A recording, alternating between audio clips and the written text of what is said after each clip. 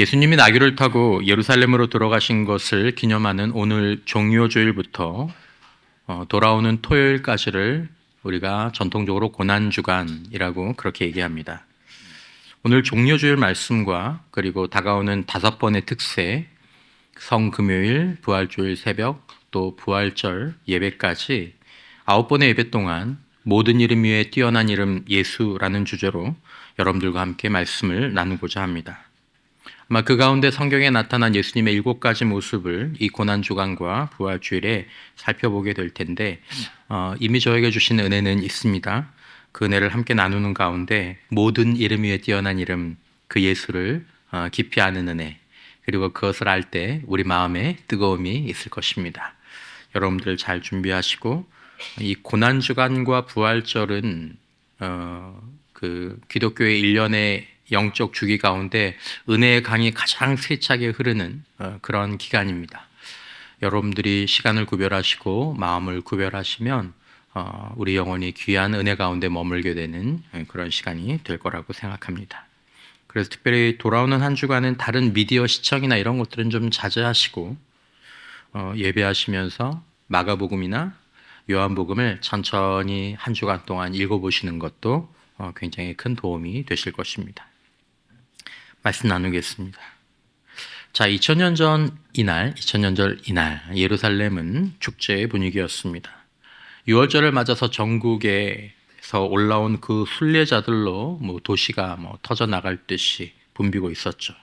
거리마다 사람들로 가득했는데, 이때에 예수님 당시에 그 종료주일, 그 6월절은 기존의 6월절보다 특별한 흥분과 기대의 요소가 한 가지 더 있었습니다. 왜냐하면 거기에 특별한 소문이 돌기 시작했기 때문이죠. 군중 사이에 도는 소문은 굉장히 무섭습니다. 무슨 소문입니까? 나사렛 예수가 오고 있다라는 거죠. 바로 얼마 전에 죽은 나사로를 살린 그 사람이 예루살렘으로 오고 있다라는 것입니다. 예수님에 대한 각종 소문들이 예루살렘에 아주 집결되는 그런 시간이었죠. 방금 나사로를 살리신 그 일을 본 사람들이 자신들이 본 일들을 얘기하면서 그 분위기에 더 기름을 부었을 것입니다. 사람들은 종려나무 가지를 꺾고 거리로 뛰어나왔습니다. 그리고 외치죠. 13절에 종려나무 가지를 가지고 맞으러 나아가 외치되 호산나, 우리를 구원하소서, 찬송하리로다, 주의 이름으로 오시는 이 곧 이스라엘의 왕이시여 하더라. 호산나, 원래 이 말의 뜻은 우리를 구원하십시오 라는 말의 뜻입니다. 그런데 이날 군중이 외치는 이 호산나, 우리를 구원하십시오 라는 이 환호에는 어떤 구체적인 기대가 있었습니다. 그 기대는 당시 그들이 로마 제국 아래에서 아직 통치 아래에서 신음하고 있었기 때문에 세금 문제, 가혹한 세금, 빼앗긴 자유, 짓밟힌 자존심, 이런 것들이 이스라엘 백성들에게 굉장히 큰 아픔이었죠. 그들이 원한 메시아, 왕은 분명했습니다. 다윗처럼 군대를 일으켜서 로마를 몰아내고 이스라엘을 다시 강대국으로 세워줄 정치적인 해방자, 군사적인 해방자, 아니면 보리떡 5개와 물고기 2마리로 5,000명을 먹인 것처럼 경제적인 해방자, 아니면 질병과 죽음에서 사람을 살리시는 육신적인 해방자, 무엇이 되었든 예수는 그 기대를 갖게 만들었던 것이죠. 그것이 그들의 호산나의 의미였습니다. 여기서 우리를 구원해 주십시오. 이 정치적, 경제적, 육체적, 영적 압박에서 우리를 구원해 주십시오. 성경은 놀라운 한마디로 오늘 본문 가운데 덧붙이고 있죠. 요한이 솔직히 고백한 것입니다. 16절에 보면 제자들은 처음에 이 일을 깨닫지 못하였다. 그러니까 예수님이 나귀를 타고 예루살렘으로 쭉 들어오시고 사람들이 막 종려나무 가지를 들고 환호할 때 예수님과 함께 3년 동안 동고동락했던, 먹고 마시고 잤던 제자들이 그래, 예수님이 왜 저렇게 가시는지 우리는 알지 라고 깨닫지 못했다라는 것입니다. 그렇게 못했다라는 거죠. 나중에서야 예수님이 부활하시고 성령이 그들에게 임재하신 이후에야 그 의미를 알았다라는 것입니다. 그 의미를. 여러분, 종료주일에 흔히 던져지는 질문은 이것입니다. 우리는 예수님을 어떤 왕으로 기대하고 있는가? 내 문제를 해결하고 내 성공을 보장하고 내 안전을 지켜줄 왕. 여러분들은 예수님에게 어떤 기대를 하고 있습니까? 종료주일마다 항상 이 질문이 우리들에게 던져지는 질문입니다. 여러분들이 아시는 것처럼 군중은 자기가 원하는 왕의 이미지를 예수님 위에 덮어 씌웠습니다. 내가 믿는 신은 이래야 돼. 예수라면 좀 이래야 되지 않아? 내가 신앙생활하면 좀 이래야 되지 않아? 자, 그리고 불과 닷새 뒤에 그 왕이 자신들의 기대와 다르다라는 것을 알았을 때 그 입으로 십자가에 예수를 못 박으라고 외쳤습니다. 호산나, 이스라엘 주의 이름으로 오시는 이스라엘 왕이시여라고 외쳤던 그 입으로 십자가에 그를 못 박으라라고 외치죠.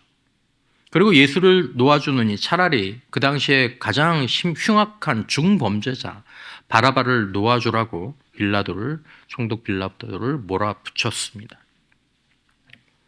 여러분, 종료주일의 묵상은 우리 왕을 아는 것입니다. 그리고 조금만 넓히면 종료주일의 묵상은 예수를 아는 것입니다.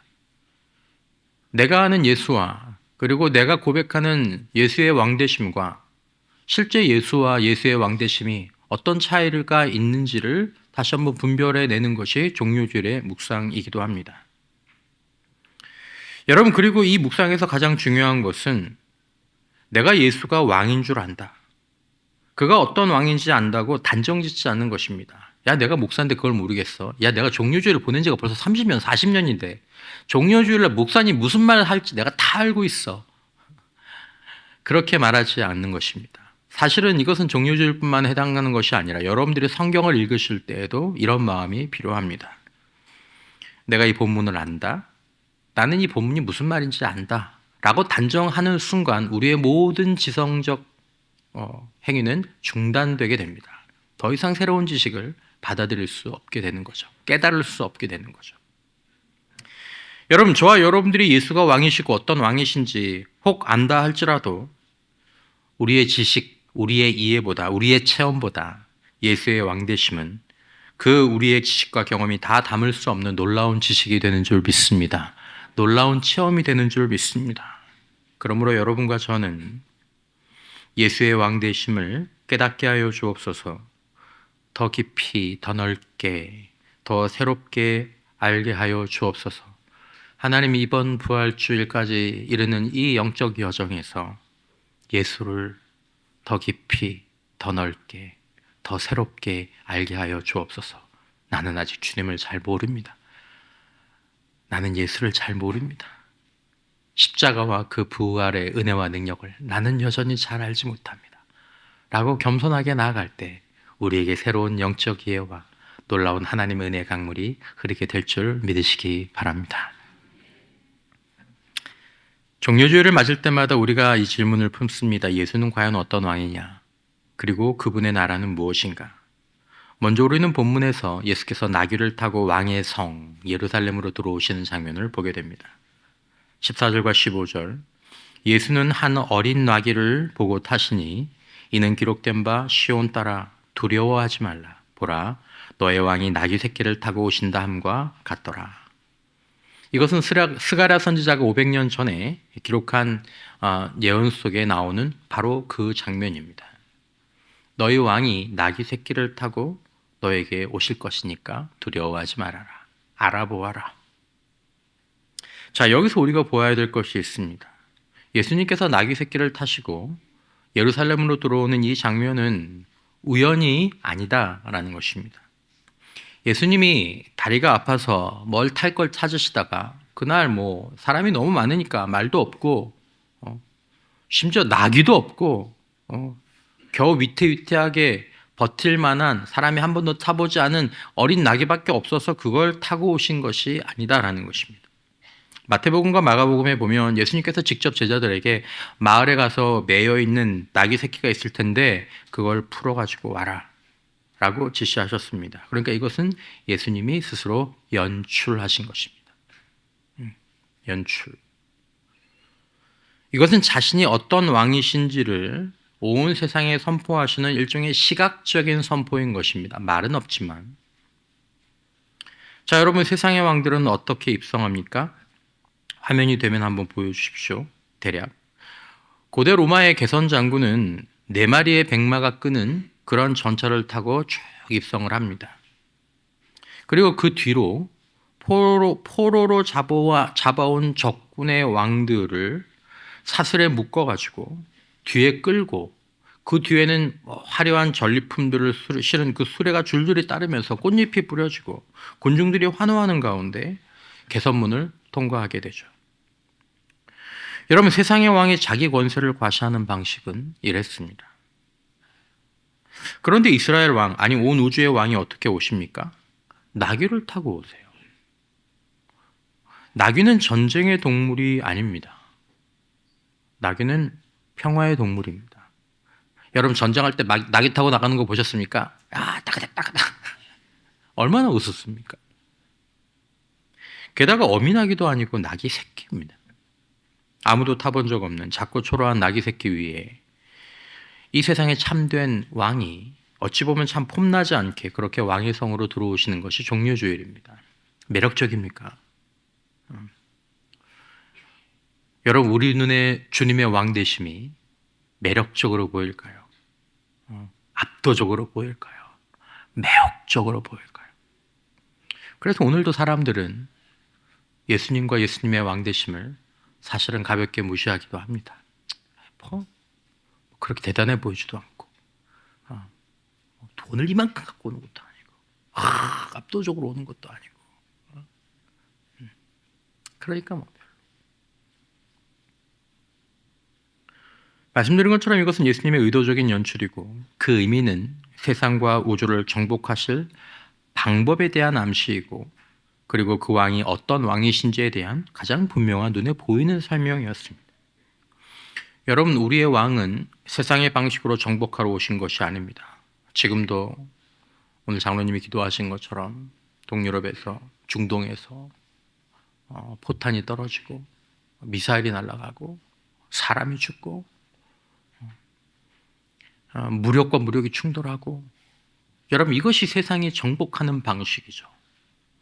하지만 우리의 왕은 세상의 방식으로 정복하러 오신 것이 아니다라는 것입니다. 성경이 말하는 메시아는 사랑으로, 자기 희생으로, 섬김으로 다스리는 전혀 다른 종류의 왕, 전혀 다른 종류의 나라인 것입니다.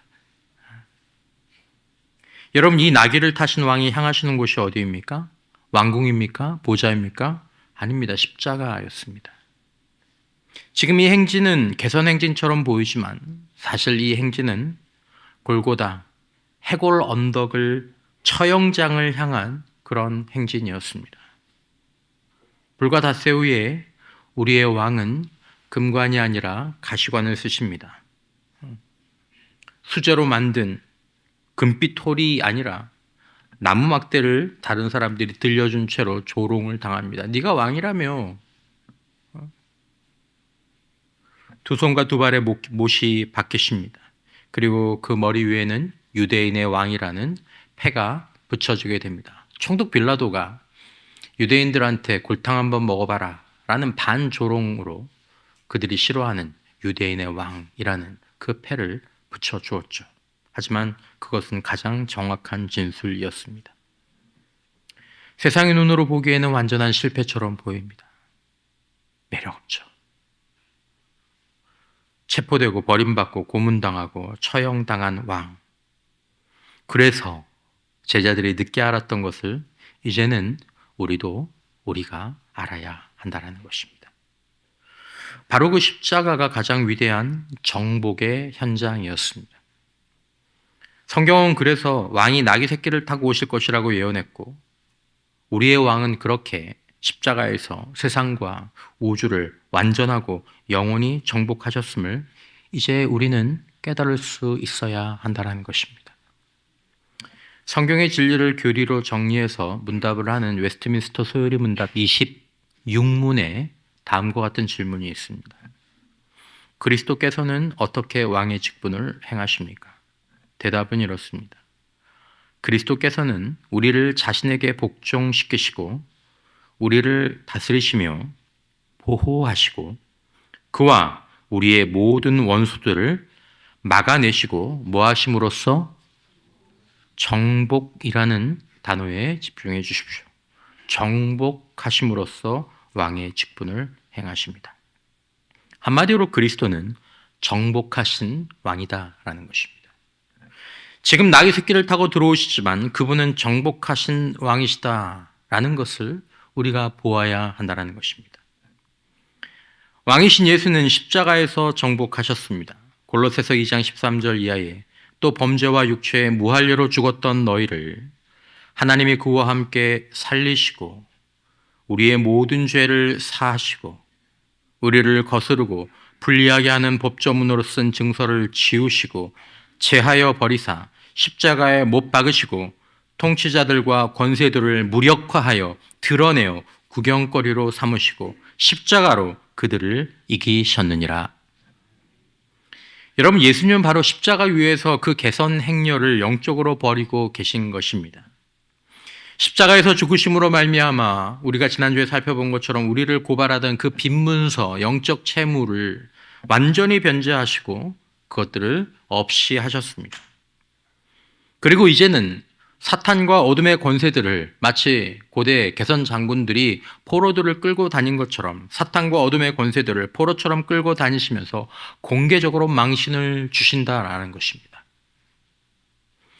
여러분, 세상이 볼 때 십자가에서 죽는 예수는 실패한 왕이었습니다. 그러나 영적 현실에서는 바로 그 순간 온 우주적 전쟁의 판세가 뒤집혀진 것입니다. 히브리서 2장 14절 자녀들은 혈과 육에 속하였으며 그도 또한 같은 모양으로 혈과 육을 함께 지니심은 죽음을 통하여 죽음의 세력을 잡은 자 곧 마귀를 멸하시며 죽음을 통하여 죽음의 세력을 잡은 자 마귀를 멸하셨다라는 것입니다. 여러분, 이것이 십자가의 역설이고 우리 왕이 마귀를 정복하신 방식입니다. 여러분, 어떤 최첨단 무기가 마귀를 멸할 수 있습니까? 어떤 강력한 무기가 사망의 권세를 이길 수 있습니까? 누가, 어떤 나라가 온 우주를 그 발 아래 둘 수 있습니까? 그러므로 사랑하는 성도 여러분, 우리가 이것을 깨닫고 예수 십자가의 승리를 선포할 때 마귀의 권세가 무너지고 떠남을 믿으시기를 바랍니다. 이것을 깨닫고 예수 십자가의 승리를, 예수님께서 십자가에서 죽음으로써 마귀의 죽음의 권세를 이기셨다, 그분의 죽음으로 십자가에서 이기셨다라는 사실들이 어느 날 내 마음 가운데 깨달아져서, 그래, 주님이 이기셨어, 주님이 승리하셨어, 우리가 그것들을 선포할 때 마귀의 능력을 이기는 체험들이 우리들 안에서 재현되는 것이다라는 것입니다. 다음으로 우리의 왕이신 예수는 온 우주를 다스리시는 왕이심을 알아야 합니다.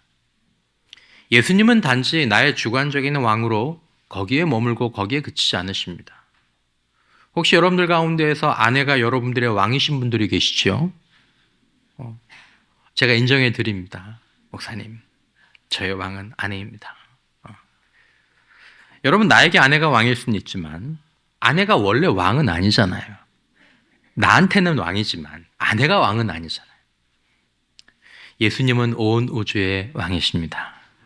그래서 우리에게 그분이 또한 왕이 되시는 것입니다. 나귀 새끼를 타고 들어오셔서 십자가에서 죽으신 그분은 온 우주의 왕이셨습니다. 골로새서 1장 16절 이하에 만물이 그분 안에서 창조되었습니다. 하늘에 있는 것들과 땅에 있는 것들, 보이는 것들과 보이지 않는 것들, 왕권이나 주권이나 권력이나 권세나 할 것 없이 모든 것이 그분으로 말미암아 창조되었고 그분을 위하여 창조되었습니다. 그분은 만물보다 먼저 계시고 만물은 그분 안에서 존속합니다. 19세기 네덜란드의 신학자이고 수상이었던 아브라함 카이퍼는 이 진리를 유명한 다음과 같은 문장으로 요약했습니다. 이 세상의 인간의 삶 전 영역에서, 영역 주권이란 말이 여기서 나옵니다. 이 세상의 인간 삶 전 영역에서 그리스도께서 내 것이다 라고 주권을 선포하지 않으시는 것은 단 한 뼘도 없다. 요만큼도 없다는 거죠. 개혁주의 세계관을 상징하는 가장 대표적인 선언입니다. 정치도, 경제도, 문화도, 예술도, 과학도, 우리의 직장도, 가정도, 그리스도 왕권 밖에 있는 영역은 이 우주에 하나도 없다라는 것입니다. 이것을 깨닫고 인정하며 살아가는 것이 성경적 신앙입니다. 그렇게 살아갈 때 우리는 예수가 다스리시는, 예수의 왕권이 역사하는 하나님의 나라를 체험하고 때로 맛보면서 그것들을 드러내는 경험을 하게 되는 줄 믿습니다. 마지막으로 우리 왕 예수의 통치는 미래를 포함합니다. 고린도전서 15장 54절 이하에 이 썩을 것이 썩지 아니함을 입고 이 죽을 것이 죽지 아니함을 입을 때에는 사망을 삼키고 이기리라고 기록된 말씀이 이루어지리라. 사망아, 너의 승리가 어디 있느냐? 사망아, 내가 쏘는 것이 어디 있느냐? 사망이 쏘는 것은 죄요, 죄의 권능은 율법이라. 우리 주 예수 그리스도로 말미암아 우리에게 승리를 주시는 하나님께 감사하노니, 그러므로 내 사랑하는 형제들아, 견실하며 흔들리지 말고 항상 주의 일에 더욱 힘쓰는 자들이 되라. 이는 너희 수고가 주 안에서 헛되지 않은 줄을 알미러라.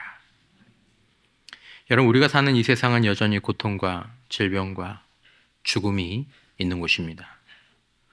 신앙이 있어도 암에 걸리고 일찍 세상을 떠나기도 하고 사랑하는 사람을 떠나보내며 때론 억울한 일을 당하기도 합니다.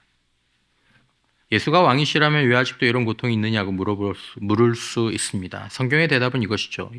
전쟁의 결정적 전투는 이미 십자가에서 이미 끝났습니다. 하지만 최종적인 승전의 선언, 그리고 승전의 결과는 아직 완전히 나타나지 않은 것입니다. 이 왕이 다시 오시는 날, 모든 눈물이 씻김을 받을 것이고 모든 사망의 권세가 패할 것이고 죽음은 영원히 삼킴을 당하게 될 것입니다. 여러분, 오늘 우리가 갖는 이 여정, 병에 걸린 것, 죽는 것, 억울한 일을 당하는 것이 만약에 그것으로 끝이라면 사망이 승리하는 것입니다. 그러나 아니다라는 것입니다. 사망은 부활로 다시 패배할 것입니다. 아니, 부활로 이미 패배당한 줄 믿습니다. 우리의 눈물은 닦아주실 것입니다. 우리의 사랑하는 자는 일어날 것이고 우리가 당한 불의하고 억울한 일들은 갚음이 있을 것입니다.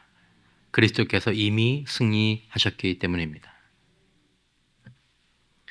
여러분, 우리는 이것을 누릴 것을 믿으며 살라라는 것입니다. 그러므로 우리에게 죽음을 두려워하지 말라라고 말씀하십니다.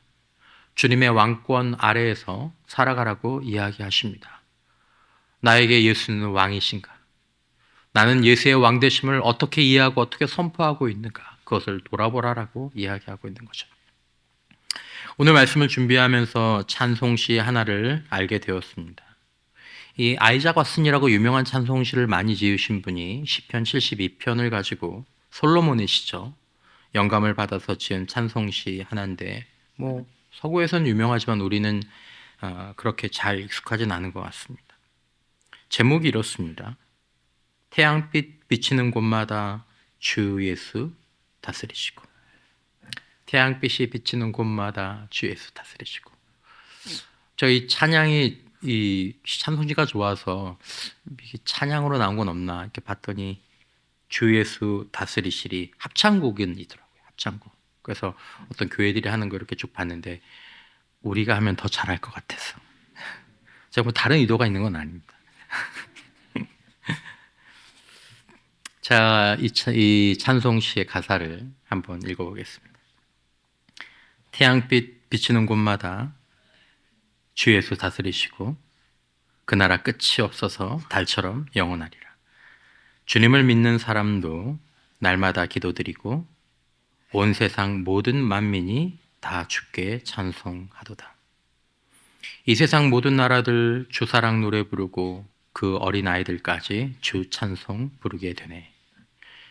주 다스리는 곳마다 큰 복이 충만하고 갇힌 자 자유 얻으며 고단한 영혼 쉬겠네. 만물이 일어나서 다 우리 주 찬양하여라. 천사도 함께 화답해 다 아멘 창화하도다. 아멘. 여러분, 예수는 어린 나귀를 타고 왕의 성에 들어오셨습니다. 그러나 우리는 예수께서 십자가에서 마귀의 권세를 멸하셨고 단 한 뼘의 예외도 없이 온 우주를 통치하시는 분임을 알아야 하고 사망과 절망의 모든 권세를 이미 정복하신 왕이 되심을 우리도 이제는 깨달아야 할 줄 믿습니다. 이와 함께 중요한 진리 하나는 이렇게 모든 어둠과 마귀의 세력을 정복하시고 태양빛 비치는 곳이라면 어디든 다스리시는 우리의 왕은 그분을 의지하고 그 앞에 나오는 자들을 겸손하게 맞아주신다라는 것입니다. 여러분, 세상의 왕과 권력자들은 우리를 만나주지 않습니다. 우리가 청와대를 가도 심지어 구청장 앞에 가도 만나기 쉽지 않습니다. 만나주지 않죠. 그들은 겸손하지 않습니다. 하지만 모든 이름 위에 뛰어난 이름 예수, 정복하신 왕 예수는 우리를 만나주시고 우리를 자유케 해주시고 우리를 들어주시는 분이십니다. 저와 여러분들 모두 이 우리와 함께 기도하고 찬송하고 그 다스림을 선포하며 살아가기를 바라고 예수를 왕으로 모시는 그곳에 예수의 다스리심이 나타나게 될 줄 믿습니다. 종려주일 왕 대신 예수를 바로 알고 왕의 십자가 끝까지 붙잡고 영원히 승리하는 저와 여러분들 모두가 되시기를 주님의 이름으로 축원합니다.